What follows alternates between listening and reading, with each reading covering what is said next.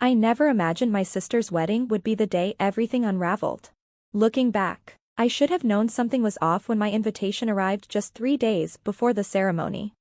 Kitchen staff entrance only, it read in elegant gold script, with a hastily drawn arrow pointing toward the back of the venue. Typical Victoria. She had always been the golden child, polished, poised, perfect. While I dedicated my life to teaching underprivileged children, she climbed the corporate ladder in designer heels, collecting promotions like trophies. Our parents never let me forget the difference.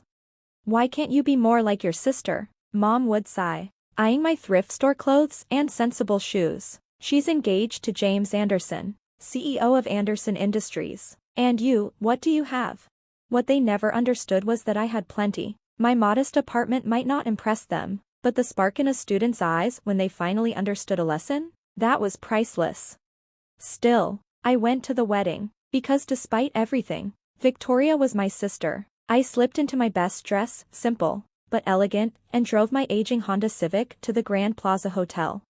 At the entrance, the security guard barely glanced at my invitation before jerking his thumb toward the back. "Service entrance," he said flatly. I swallowed the lump in my throat and obeyed. The kitchen buzzed with chefs and waitstaff, too busy to notice me weaving through trays of hors d'oeuvres. A hostess led me past the lavishly decorated ballroom to a dimly lit corner behind a massive pillar, practically hidden from view.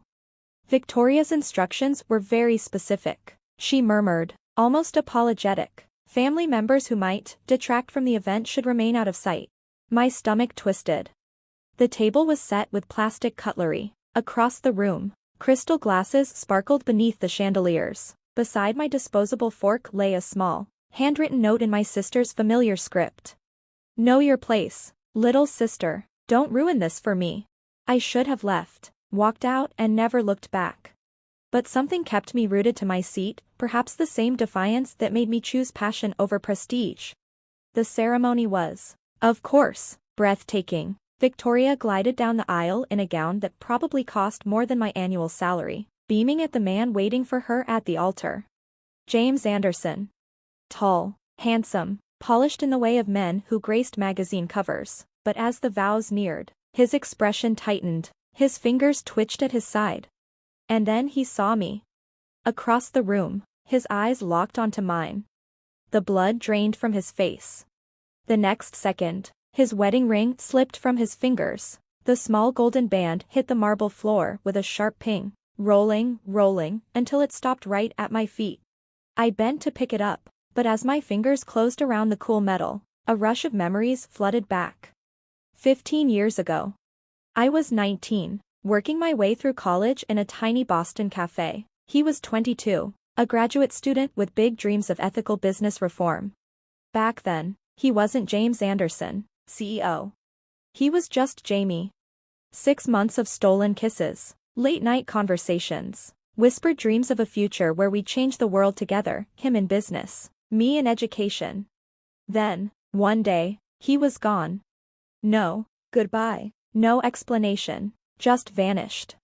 I searched for him, but it was like he had never existed. A year later, his face appeared in a business magazine. James Anderson, heir to Anderson Industries, engaged to a wealthy socialite. Now, here he was. Frozen. Staring at me like he had seen a ghost. Victoria's perfectly arched brows furrowed. "James, darling, do you know my pathetic little sister?" But James wasn't looking at her anymore. His gaze had dropped to my left hand. Where, even after all these years, I still wore the delicate silver ring he had once slipped onto my finger in that tiny Boston cafe. The one with the inscription inside, "To my Emma." Who taught me what really matters? Emma. James breathed. In that single word, I heard 15 years of regret. Victoria's voice turned sharp. "James, what's going on?" Before he could answer, a distinguished older man rose from the front row, Richard Anderson Sr., founder of Anderson Industries. His face was thunderous as he strode toward the altar. "Son," his voice sliced through the stunned silence, "tell me this isn't the same Emma." "The same Emma?" The words hovered like storm clouds. "The same Emma?" James squared his shoulders, and for a fleeting moment, I saw him, not the polished CEO, but the Jamie I once knew. The man who wanted to change the world.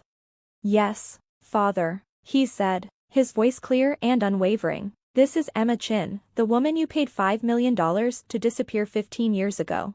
The room exploded into chaos. Guests gasped. Phones appeared, cameras recording the unraveling spectacle. Victoria's dream wedding was dissolving before her eyes. Her face had turned an alarming shade of red that clashed horribly with her pristine white gown. $5 million. I rose to my feet, my teacher's salary suddenly feeling like a cruel joke. You paid me to disappear? My voice was quiet, but it carried. Richard Anderson Sr. straightened his expensive tie. I paid your mother, he corrected coldly. She assured me you'd never contact James again. She said you agreed it was for the best. My mother. Of course. The sudden insistence that I transfer universities, the mysterious deposit in my college fund, the relentless reminders that James, was out of my league.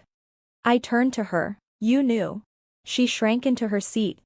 You took money to separate us? My voice cracked. It was for your own good, she said stiffly, rising to her feet. Her designer dress rustled as she spoke. Look at you, a teacher, living in a tiny apartment. James needed someone who could understand his world. Victoria was perfect for him. Victoria seized the moment, her voice laced with scorn. James, darling, surely you're not comparing my worthless sister to me? I mean, just look at her dress. It's not even designer. James turned to me, his expression unreadable. Then, softly. No, it's handmade. I blinked. Emma always said the most valuable things are made with love, not money. His eyes searched mine. You still make your own clothes? I nodded, my throat tight. He remembered. This is ridiculous, Richard Sr. thundered. Some of us have responsibilities. The merger with Victoria's father. James's voice turned to ice. Is that what this wedding is really about, father? A business deal? Victoria paled. What do you mean, a business deal? James turned to her. Your father's company is failing. This marriage would save it. That's why he pushed so hard for you to date me, isn't it? Victoria's father shot up from his seat. Now, see here. But James wasn't finished. He reached into his tuxedo jacket and pulled out a USB drive. I found some interesting documents last week, father, about what really happened 15 years ago, about the real reason you wanted Emma gone. Richard Sr. went deathly pale. James ignored him, his eyes locked on me.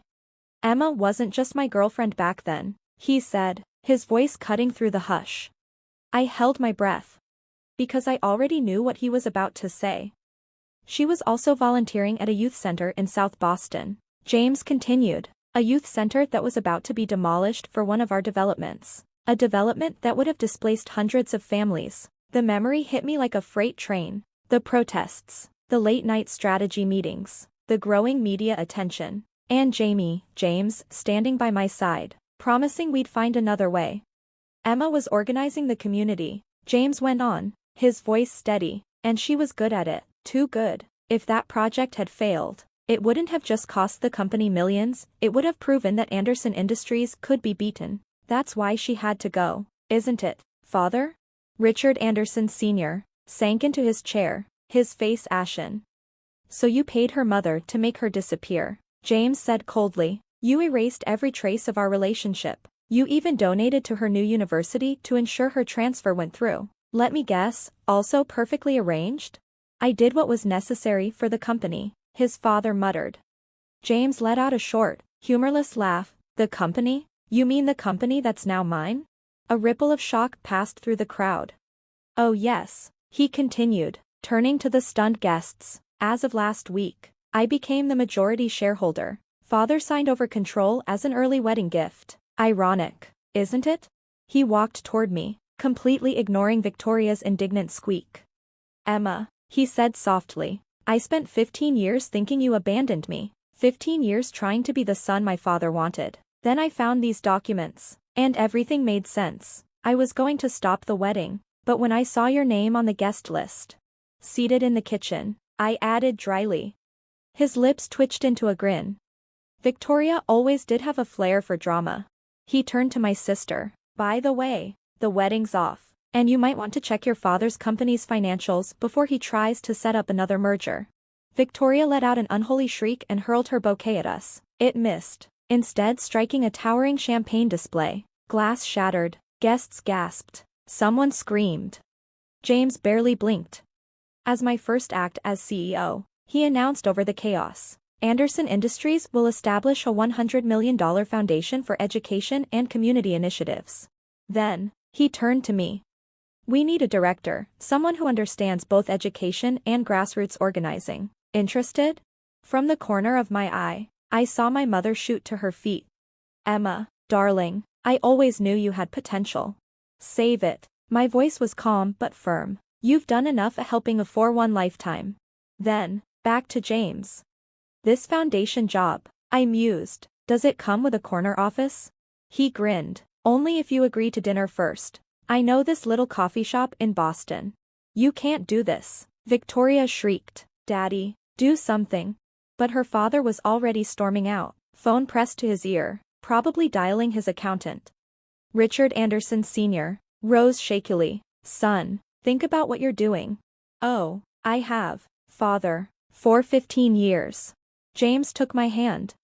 This company needs a new legacy, less corporate greed, more social responsibility. Emma always said the measure of success isn't how much money you make, it's how many lives you improve. Victoria launched into another fit, but I barely heard her. I was staring at the small silver ring I'd never taken off, remembering a boy in a coffee shop who once wanted to change the world.